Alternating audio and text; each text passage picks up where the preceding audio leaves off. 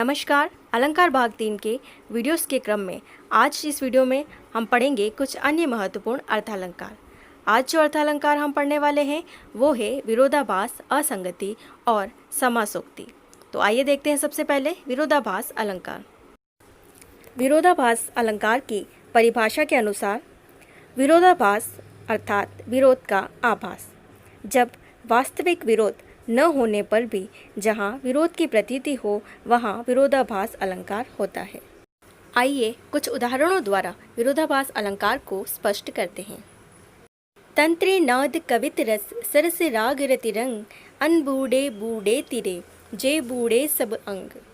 इन पंक्तियों में तंत्री नाद अर्थात वीणा की झनकार, कवित रस अर्थात कविता का रस, सरस राग अर्थात मधुर संगीत और रति रंग यानी कि प्रेम का रंग, इन सभी के बारे में कहा गया है कि इन सब में जो अनबूढ़े रहता है यानी कि जो डूबता नहीं, बूढ़े का अर्थ है यहाँ पर डूबना, जो व्यक्ति इनमें डूबता नहीं है वो उसमें डूब जाता है यानी कि वो उसको कभी भी समझ नहीं पाता है।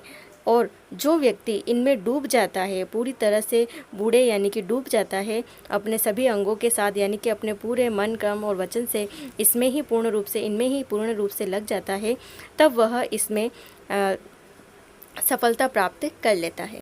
इन पंक्तियों में डूबने वाले के तिरने की बात कही गई है और जो नहीं डूबता है उसके डूबने की बात कही गई है, अर्थात एक विरोध का आभास सा इन पंक्तियों में हो रहा है। अतः इन पंक्तियों में विरोधाभास अलंकार की सृष्टि हुई है।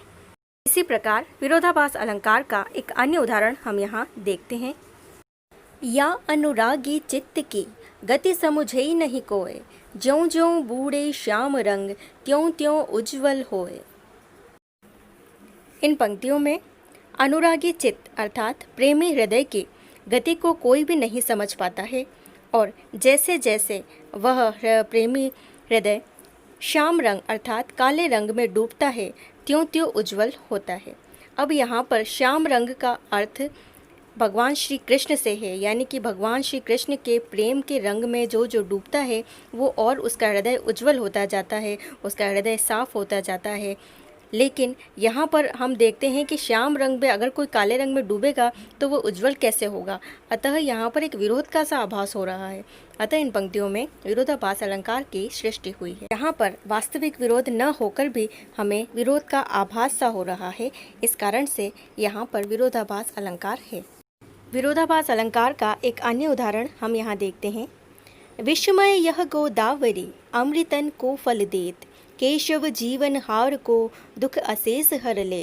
पंक्तियों में गोदावरी को विस्मय कहा गया है और उसका फल जो है वह अमृत के समान है। अगर कोई वस्तु विस्मय यानी कि विष से युक्त है तो वह अमृत का फल कैसे दे सकती है।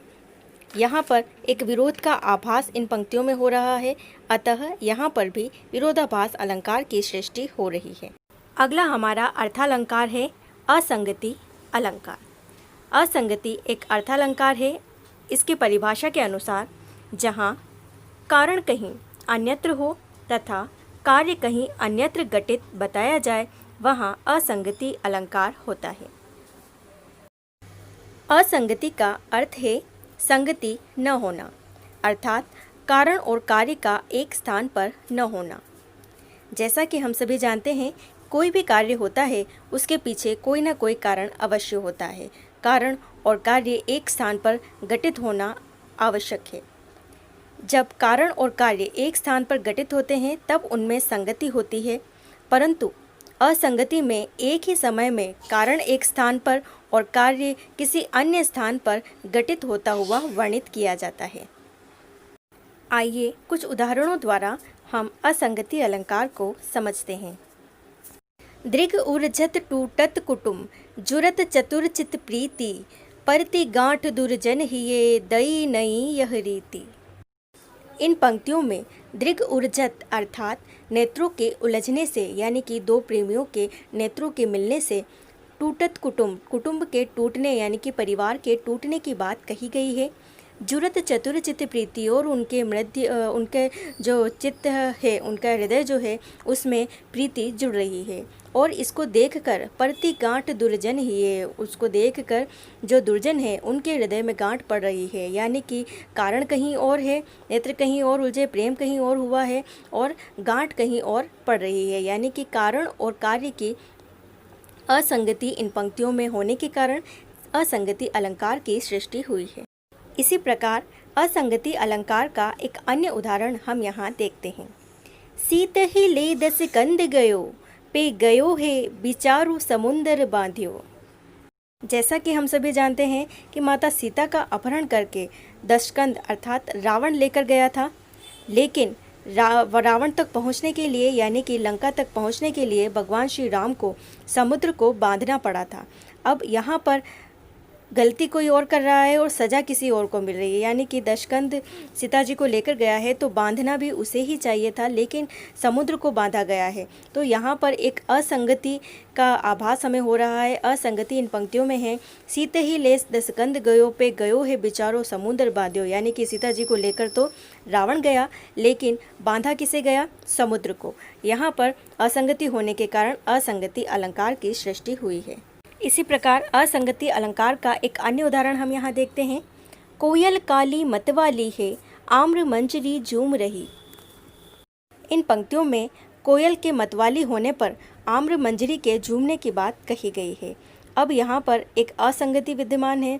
कोयल अगर मतवाली हो रही है तो आम्र मंजरी क्यों झूम रही है, यानी कि कारण कहीं और है और कार्य कहीं और हो रहा है। अतः यहाँ पर भी असंगति अलंकार की सृष्टि हुई है। अगला हमारा अर्थालंकार है समासोक्ति अलंकार। आइए देखते हैं समासोक्ति अलंकार की परिभाषा। जहाँ समान कार्य, समान लिंग और समान विशेषण आदि के द्वारा कोई ऐसा वर्णन किया जाता है जो प्रस्तुत विषय के अतिरिक्त किसी दूसरे अप्रस्तुत विषय पर भी समान रूप से घटता है, वहाँ पर समासोक्ति अलंकार होता है। अर्थात हम कह सकते हैं कि कविता की जिन पंक्तियों में दो विषयों का वर्णन रहता है, एक प्रस्तुत विषय और एक अप्रस्तुत विषय, वहाँ पर समासोक्ति अलंकार होता है। जैसे वन वन उपवन, छाया उन्मन उन्मन गुंजन, नववय के अलियों का गुंजन। इन पंक्तियों में भ्रमरों का अर्थ प्रस्तुत है, जिससे नवयुवक कवियों का अप्रस्तुत अर्थ भी सूचित होता है। अतः इन पंक्तियों में समासोक्ति अलंकार है। इसी प्रकार समासोक्ति अलंकार का एक अन्य उदाहरण हम यहाँ देखते हैं। मिलहु सखी हम तहवा जाहि, जहाँ जाई पुनि आउब नाही, सात समुद्र पार वह देसा, कित रे मिलन कित आब संदेसा। इन पंक्तियों में रानी पद्मावती अपनी सखी से कह रही है, हे सखी तुम मुझसे मिल लो, क्योंकि मैं वहाँ जा रही हूँ जहाँ जाई पुनि आऊब नाही, जहाँ जाकर मैं फिर से नहीं आऊँगी। सात समुद्र पार वह देसा, वह देश सात समुद्र पार है।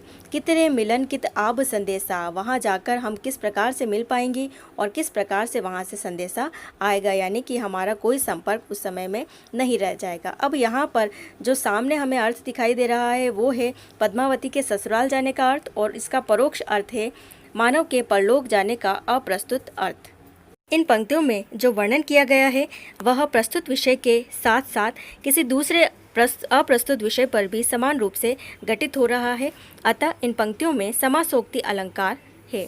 इसी प्रकार समासोक्ति अलंकार का एक अन्य उदाहरण हम यहाँ देखते हैं। सहृदय जन की जो कंठ का हार होता, मुदित मधुकरी का जीवनाधार होता, वह कुसुम रंगीला धूल में जा पड़ा है, नियति नियम तेरा ही बड़ा ही कड़ा है। इन पंक्तियों में फूल का अर्थ प्रस्तुत है, फूल के लिए बात कही गई है प्रस्तुत रूप से, और इसके साथ ही किसी युवा की अकाल मृत्यु का अप्रस्तुत अर्थ भी निकलता है, अतः इन पंक्तियों में समासोक्ति अलंकार है।